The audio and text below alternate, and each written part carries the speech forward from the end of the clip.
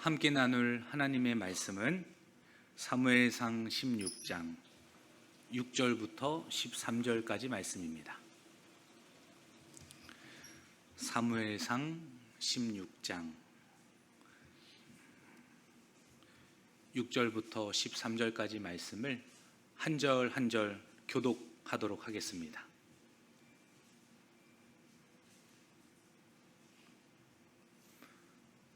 사무엘상 16장 6절부터 13절입니다. 그들이 오매 사무엘이 엘리압을 보고 마음에 이르기를 여호와의 기름 부으실 자가 과연 주님 앞에 있도다 하였더니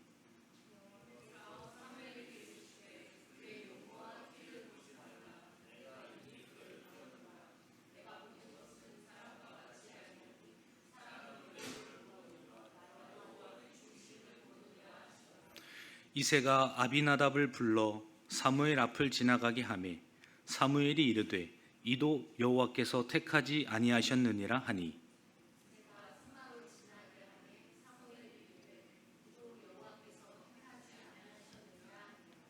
이새가 그의 아들 7을 다 사무엘 앞으로 지나가게 하나 사무엘이 이새에게 이르되 여호와께서 이들을 택하지 아니하셨느니라 하고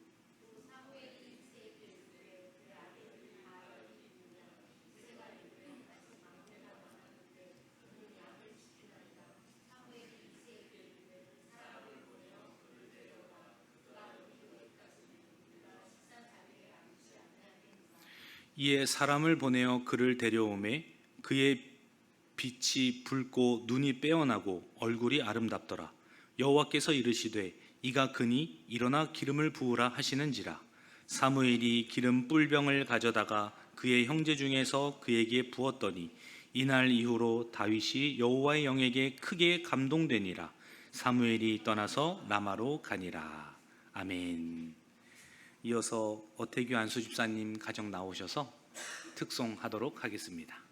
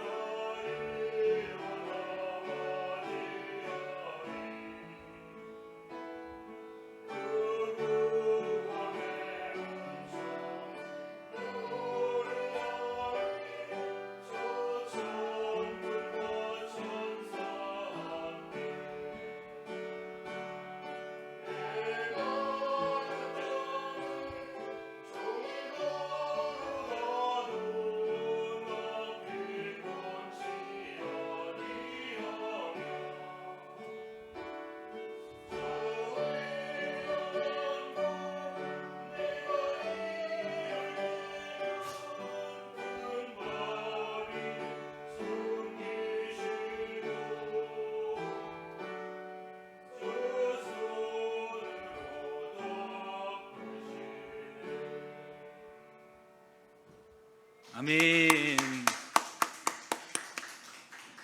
함께 기도하겠습니다.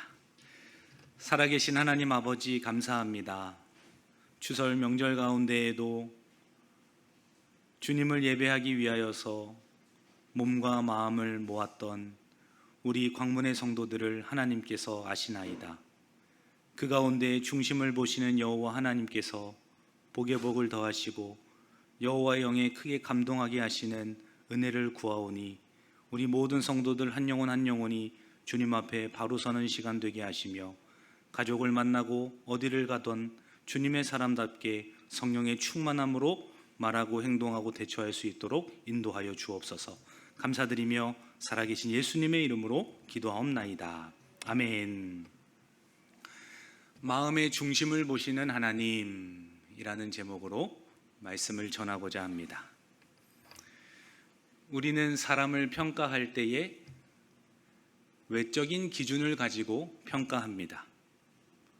어린 나이일수록 더 그러한 경향이 짙게 나타나지 않아요?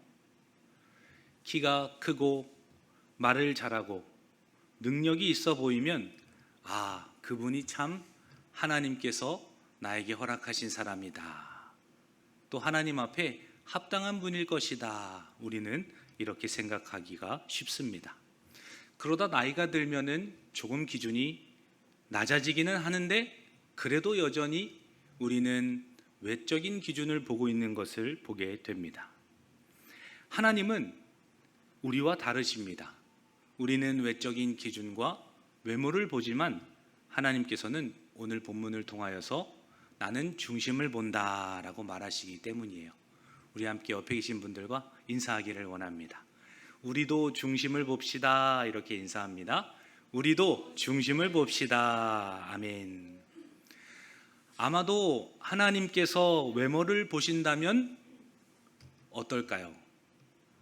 아마 대부분의 우리 여기 앉아 계신 분들은 다시 빚으셔야 할 겁니다. 에잇 이러고 던진 다음에 별로 재미없죠? 아마 그럴 겁니다. 아마 외모를 보신다고 하면 여기 우리 모두가 다 소멸의 대상일 거예요. 즉시 눈앞에서 치워버리고 싶은 그러한 존재가 우리의 외모일지는 않을까라는 겁니다. 적어도 저는 거울을 볼 때 그런 생각을 하기도 합니다. 오늘 본문은 사무엘이 다윗에게 기름을 부을 때 하나님께서 사람의 중심을 보신다라는 진리를 우리 가운데 선명하게 보여줍니다. 하나님은 사람의 겉모습이 아니라 그분을 향한 진정한 믿음, 그 순종의 중심을 보시기 때문이에요. 이것이 얼마나 하나님 앞에 감사한지 모릅니다. 거울을 볼 때마다 속상한 우리가 외모의 기준과 겉모습으로 우리를 판단하시는 것이 아니라 그 마음속 깊은 곳에서부터 터져나오는 그 믿음과 하나님을 향한 순종을 보신다니 이것이 얼마나 감사한 일인지 모르겠습니다. 우리 주님께 영광의 박수 한번 올려드리도록 하겠습니다. 별로 안 기뻐하신 분들은 나는 그래도 좀 괜찮다 이런 분들이겠죠? 얼마나 하나님 앞에 감사한지 몰라요. 그 마음의 중심이 하나님과 일치될 때, 그리스도와 하나가 될 때 하나님께서는 기뻐하시고 또 그 주님의 사람들을 세워 가시는 것입니다. 그러므로 오늘 말씀을 대하실 때에 나는 주님의 마음에 합한 자인가? 내 마음의 중심이 여호와 하나님을 향하고 있는가? 이것을 돌아보시면서 주님의 말씀 앞으로 나아가시는 우리 성도님들 되시기를 주님의 이름으로 간절히 축원합니다. 오늘 본문 말씀 6절과 7절 말씀 함께 한 번 더 읽겠습니다. 시작. 그들이 오매 사무엘이 엘리압을 보고 마음에 이르기를 여호와의 기름 부으실 자가 과연 주님 앞에 있도다 하였더니 여호와께서 사무엘에게 이르시되 그의 용모와 키를 보지 말라. 내가 이미 그를 버렸노라. 내가 보는 것은 사람과 같지 아니하니 사람은 외모를 보거니와 나 여호와는 중심을 보느니라 하시더라. 아멘. 사무엘이 사울의 뒤를 이어서 왕을 세우기 위하여서 이새가 있는 베들레헴으로 가죠. 사울이 다른 왕에게 기름 부으러 가면 하나님, 사울이 저를 죽일 것입니다. 사무엘이 그렇게 하나님께 묻자 하나님께서는 제사를 드리라고 가는 것이다 라는 말로 하면서 이새의 집에 가서 특별히 다음 왕을 세울 것을 하나님께서 명령을 하십니다. 그리고 차례대로 그 아들들이 들어오는 것입니다. 첫째 장자 엘리압을 사무엘이 봅니다. 그리고 사무엘의 마음에는 합당하다고 여겨졌어요. 기름 부으실 자가 바로 주님 앞에 있도다 하면서 얼마나 기쁜 마음으로 하나님께 마음속으로 일렀다 이렇게 하지 않습니까? 그러나 그때 하나님께서 사무엘에게 말씀하세요. 이 엘리압의 용모를 보지 말고 키를 보지 말라. 나는 이미 그를 버렸노라 라고 말씀하십니다. 나는 사람들이 보는 기준과 다르게 나만의 기준이 있다라고 가르쳐 주세요. 사랑하는 성도 여러분, 하나님께서는 어떤 사람을 세우십니까? 중심을 보시고 세우신다는 것을 기억하시기를 주님의 이름으로 간절히 축원합니다. 하나님께서는 내가 가지고 있는 것이 많다고 하여서, 나의 겉모습이 출중하다고 하여서 나를 택하여 세우신 것도 아니고 직분을 감당하게 하신 것도 아니며 또 부모가 되게 하신 것도 결코 아니기 때문이에요. 하나님은 이 외모가 아니라 그 마음에 있는 중심을 아시기 때문에 미리 하나님의 예정 가운데 우리를 택하여서 부르셨다라는 겁니다. 우리는 용모를 봅니다. 외형을 따지죠. 사회적인 위치를 계산합니다.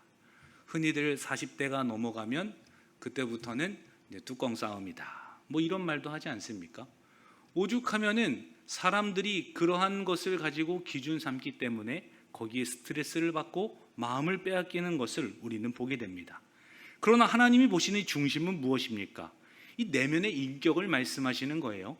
하나님을 향한 그 경외함, 그 어떤 것과도 타협할 수 없는 나의 신앙, 하나님을 향한 그 순종의 열매, 주님은 그러한 내면을 보고 계시는 것입니다. 이것은 하나님이 선택하신 것이 전적으로 주님의 은혜와 주권 가운데서 이루어진다는 것을 가르쳐주는 본문이기도 한 것이에요. 하나님의 택함과 선택은 겉으로 드러나는 사람의 기준이 아니라 하나님의 기준이다라는 겁니다. 로마서에도 보면 토기장의 비유를 우리는 잘 알고 있어요. 하나님께서 하시고자 하시는 자를 긍휼히 여기시고 또 하시고자 하시는 자를 완악하게 하시느니라. 그리고 토기장이가 귀히 쓸 그릇을 귀하게 만드는 것을, 천하게 쓸 그릇을 천하게 만드는 것을 그 어느 누구도 반문할 수 없느니라 라고 우리에게 가르쳐 주십니다.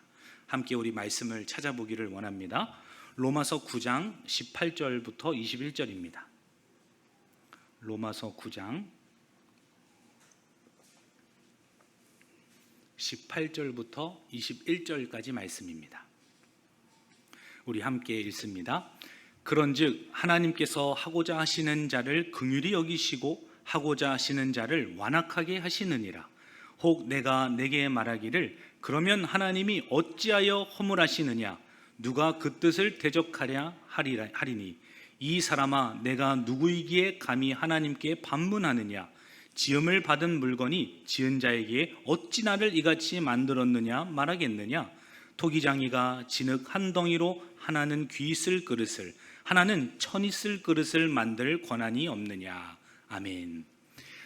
하나님의 전적인 선택과 주권 가운데 주님의 사람들을 만들어 가시고 세우신다는 것을 보여주신다라는 거예요. 하나님이 원하는 자는 어떠한 자들입니까? 주님의 말씀을 두려워하고 하나님의 살아계심을 인정하고 진짜 마음과 심령 가운데 가난한 마음으로 주님을 바라보는 자, 주님을 앙망하는 자를 우리 가운데 가르쳐 주십니다. 이사야서 66장 2절 말씀입니다. 나 여호와가 말하노라, 내 손이 이 모든 것을 지었으므로 그들이 생겼느니라. 무릇 마음이 가난하고 심령에 통회하며 내 말을 듣고 떠는 자, 그 사람은 내가 돌보려니와. 여호와 하나님께서 돌보시는 자, 주님께서 세우시는 자, 하나님께서 택하신 자는 바로 그 마음과 생각 가운데, 그 심령 가운데 주님을 향한 마음이 있는가, 그 가운데 중심이 여호와께 있는가, 있다라는 것을 하나님께서는 보신다라는 거예요. 우리의 외형보다 이 내적인 경건함, 그것이 더욱 중요하다라는 것을 하나님께서는 가르쳐 주십니다. 우리 교회 내에도 때로는 실직을 하거나 몸이 아프거나 그러신 분들이 교회에 나오는 것을 꺼려 하세요.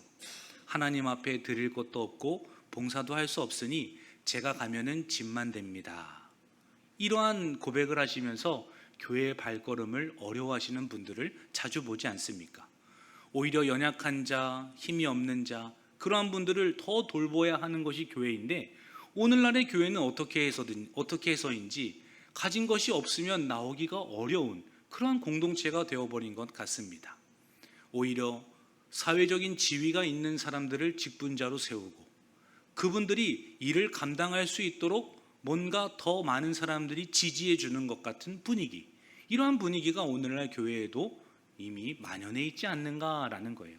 사랑하는 성도 여러분, 다른 어떤 것이 중요한 것이 아니라 정말 주님을 사랑하고 있는가, 저분이 마음의 중심에 여호와 하나님을 두고 있는가, 그것을 기준 삼고 그분과 함께 교제하시고 또 도우시며 서로 세워가 주시는 그런 은혜와 축복이 있기를 주님의 이름으로 간절히 축원합니다. 주님께서도 본인을 낮추셨고 본인께서도 비우셨던 분이기 때문이에요. 모든 것이 다 가하나 주님께서는 다 취하지 않으십니다. 하나님의 본체이시고 하나님과 동등됨을 가지셨던 분이 바로 예수 그리스도예요. 그러나 주님께서는 그 마음속 깊은 곳에서부터 죽기까지 복종하시고 여호와 하나님의 뜻을 성취하고자 하셨던 분이라는 것을 우리에게 가르쳐 줍니다. 빌립보서 2장 6절과 8절입니다. 그는 근본 하나님의 본체시나 하나님과 동등됨을 취할 것으로 여기지 아니하시고 오히려 자기를 비워 종의 형체를 가지사 사람들과 같이 되셨고 사람의 모양으로 나타나사 자기를 낮추시고 죽기까지 복종하셨으니 곧 십자가에서 죽으심이라.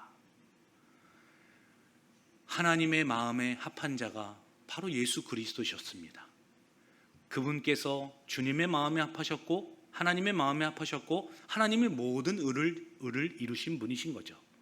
그러므로 그분을 믿는 자, 그분을 따라가는 자는 그분의 모습과 같이 겸손하고 낮아짐으로 내가 죽는 자리까지 나아가야 하는 존재들인 것입니다. 내 안에 예수 그리스도가 사시는 것이고 이제는 내가 사는 것이 아닙니다 라고 고백했던 사도 바울과 많은 믿음의 선진들을 우리가 잘 기억할 것입니다. 내가 얼만큼 죽고 있느냐, 그 여하에 따라서 주님이 살아나시고 주님이 나를 세워가시는 것을 드러나게 하시기 때문이에요. 우리는 친구를 사귈 때 어떤 기준으로 사귀세요? 동성 친구나 이성 친구나 다 마찬가지 아니겠어요? 학교나 직장에서 잘난 사람이 인기가 많습니다. 두뇌가 명석하고 또 일처리가 빠르고 뭔가 공부를 특출나게 잘하는 친구들, 재능과 탤런트가 많은 사람들 주위에 항상 사람들이 몰리기 마련이죠. 오늘날에는 나의 이상형은 이러합니다 라고 오히려 상대방에게 강요를 하기도 합니다. 하나님께서는 각 사람의 고유한 모습을 다 사랑하심에도 불구하고 우리는 나의 이상형을 드러내면서 상대방이 오히려 무례함을 드러내지 않습니까? 하나님께서는 나를 있는 그대로 사랑하시고 받아주셨는데 나는 세상 사람들을 바라볼 때 나만의 기준을 가지고 바라보고 친해지고 교제를 한다면 그것이 과연 하나님의 사람답겠는가라는 겁니다. 우리는 아무렇지 않게 그렇게 살아갑니다.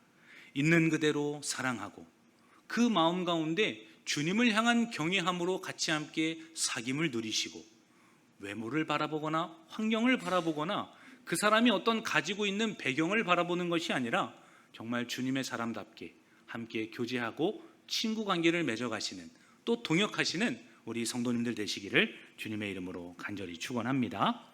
주님께서 구하시는 분, 그 구하시는 사람들이 바로 상한 심령을 가진 존재들이기 때문이에요. 시편 51편 17절 말씀에서도 하나님께서 구하시는 제사는 상한 심령이라. 주님을 향한 갈급함, 주님을 앙망하는 그 마음의 자세, 주님이 아니면 저는 아무것도 아닙니다 라는 그러한 마음의 태도, 주님이 없으면 그 어떤 것도 다 부질없다는 그 아름다운 고백을 주님께서는 받기를 원하신다라는 거예요. 왜 하나님은 외모를 보시지 않고 중심을 보십니까? 외모는 변하기 때문이에요. 우리가 가지고 있는 것도 다 사라지기 마련이죠. 하나님은 변하지 않는 것을 보시는 분이세요. 내가 늙고 병들어도 가진 것이 없을지라도 하나님께 드릴 것이 부족하더라도 하나님께서는 변하지 않는 그 중심을 우리 가운데 요구하신다라는 겁니다. 그러므로 사랑하는 성도 여러분, 주님 앞에 상한 심령으로 나아가시기를 주님의 이름으로 간절히 축원합니다. 이어서 이세의 아들들이 차례대로 들어옵니다. 첫째, 둘째, 일곱째까지 다 들어오죠. 그래도 여호와 하나님께서는 다 아니다 라고 말씀하세요.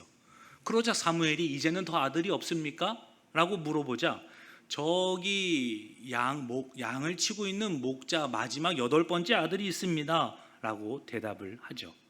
그리고 이세의 아들들을 차례로 지나가고 하나님께서는 그 마지막 아들인 다윗을 선택하시는 것을 보게 하세요. 이것은 순서가 중요한 것도 아니고 또 자격이 중요한 것도 아니고 그 어떤 것도 기준이 될 수 없음을 우리 가운데 더 세밀하게 가르쳐 주시는 본문이기도 하다라는 거예요. 하나님의 이 주권이라는 것은 먼저 태어나고 태어나지 않고 이 순서에 있는 것도 아니고 그 자가 어떠한 자격이 있고 무엇을 잘하는지 여하에 따라서 결정되는 것도 아니라 진정으로 주님의 주권적인 뜻에 따라서 이루어지고 있다는 사실입니다. 그러므로 하나님께서는 택하신 자를 세우시는 분이십니다. 하나님은 우리의 기대와는 다르게 택하세요. 오히려 제일 작은 자, 그 마지막 아들이었던 다윗을 택하셔서 들어 세우시는 것을 보게 하십니다. 주님께서도 말씀하셨어요. 누가복음 1장 52절입니다. 권세 있는 자를 그 위에서 내리치셨으며 비천한 자를 높이셨도다. 형들에 비해 키도 작고 외모도 출중하지 않고 용모가 빼어나지도 않았을지도 몰라요. 그러나 키는 나오지 않았지만 눈빛이 살아있었고 얼굴이 불구스름하고 건강한 사람이 바로 다윗이었다는 것을 우리에게 가르쳐 주지 않습니까? 하나님께서는 작은 자, 연약한 자를 들어서 오히려 높이시는 분이십니다. 하나님의 택하심이 우리에게 참으로 위로가 됩니다. 우리의 행위나 겉모습이 아니라 하나님의 은혜로 우리를 택하셨고 부르셨기 때문이에요. 은혜로 인하여 믿음으로 말미암아 구원을 받았으니, 은혜를 입은 자가 믿음을 갖게 하시고 그 믿음으로 나오는 자들 가운데 구원을 베풀어 주시는 하나님, 그 하나님이 얼마나 사랑스럽고 얼마나 아름다우시며 얼마나 정의로우신지 모르겠어요.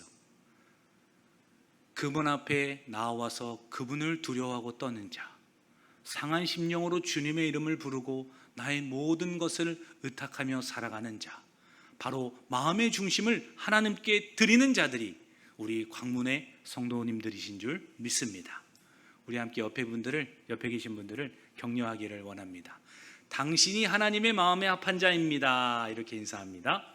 당신이 하나님의 마음에, 아멘.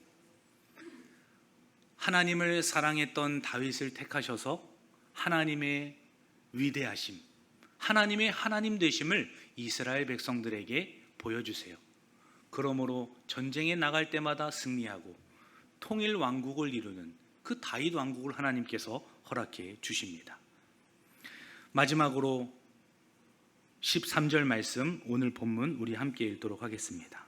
13절 시작. 사무엘이 기름 뿔병을 가져다가 그의 형제 중에서 그에게 부었더니 이날 이후로 다윗이 여호와의 영에게 크게 감동되니라. 사무엘이 떠나서 라마로 가니라. 아멘. 사무엘이 다윗에게 기름을 붓습니다. 그리고 그날 이후로 다윗이 여호와의 영에 크게 감동이 되었다라고 가르쳐 주시죠. 온 이스라엘 백성들과 주변의 국가들은 다윗이 여호와 하나님께서 함께 하시는 분이라는 것을 모두가 알았습니다. 인정할 만큼 그분을 두려워 떨게 만드셨던 분이 바로 하나님이시죠. 그러므로 하나님이 택하신 자들은 하나님께서 성령의 충만함을 주시고 여호와의 영으로 감동시키신다라는 거예요. 택하신 자들을 그냥 내버려 두지 않으십니다. 성령을 주시고 그 가운데 성령으로 말미암아 하나님께 감동된 삶을 드러낼 수 있도록 하나님이 힘을 주시고 능력을 주시고 상황과 환경을 열어가시며 높여주시는 하나님을 보게 하신다라는 거예요. 주님께서도